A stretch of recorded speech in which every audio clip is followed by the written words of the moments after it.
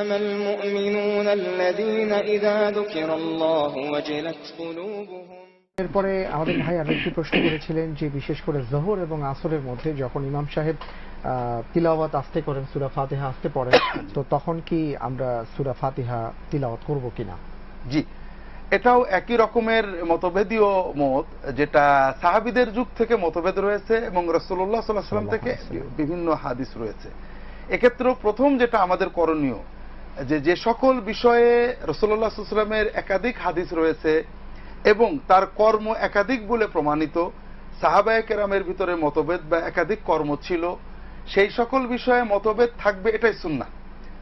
সবাই একমত হবে, এটা সুন্নাতের খেলাফ। কারণ রাসূলুল্লাহ সাল্লাল্লাহু আলাইহি ওয়াসাল্লাম নিজেই এক মতভেদের অবকাশ রেখেছেন এবং প্রত্যেকের কর্মকে সম্মান করার পাশাপাশি নিজের জন্য যেটাকে উত্তম মনে করব সেটা করব, এটা হলো মূল নীতি।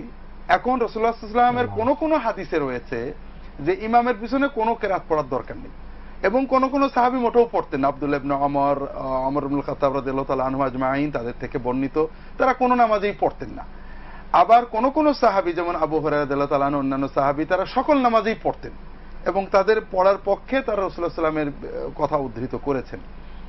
তো এই জন্য বিষয়টা নিয়ে বিভিন্ন মত রয়েছে। যেমন সহিহ ইমাম মুসলিম সহিহ বলেছেন, রাসূলুল্লাহ সাল্লাল্লাহু আলাইহি ওয়াসাল্লাম বলেছেন, ইযা ইন্নামা জুআলাল ইমামু লিউতাম্মা বিহি ফাইযা কাব্বারা ফাকাব্বিরু ওয়া ইযা ক্বারাআ ফাআনসিতু। ইমামকে নিয়োগ দেওয়া হয়েছে তোমরা তার অনুসরণ করবে। ইমাম আল্লাহু আকবার বললে তোমরা আল্লাহু আকবার বলবে, যখন ইমাম কিরাত শুরু করবে তোমরা চুপ করে থাকবে, যখন ওয়ালাদ-দাল্লিন বলবে তখন আমিন বলবে। অর্থাৎ কোরআন তেলাওয়াতের সময় সেটা সূরা ফাতিহা হোক বা অন্যটা হোক, চুপ থাকার কথা রাসূলুল্লাহ সাল্লাল্লাহু আলাইহি ওয়াসাল্লাম বলেছেন। এরকম আরো অনেক হাদিস আছে, ইমামের কেরাতে মুক্তাদির কেরাত হয়ে যাবে, এরকম সহিহ হাদিস রয়েছে, সহিহ অথবা হাসান। তো এই জন্য এটা একটা মত।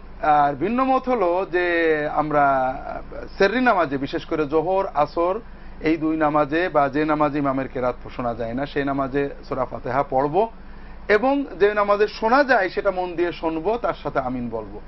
এ মতটা বিভিন্ন ফকি দিয়েছেন এবং ইমাম আবু হানিফার যারা সর্বোচ্চ ছাত্র বা হানাফি মাযহাবের যে দুই ইমাম, তার ভিতরে ইমাম মুহাম্মদ এই মত পোষণ করতেন।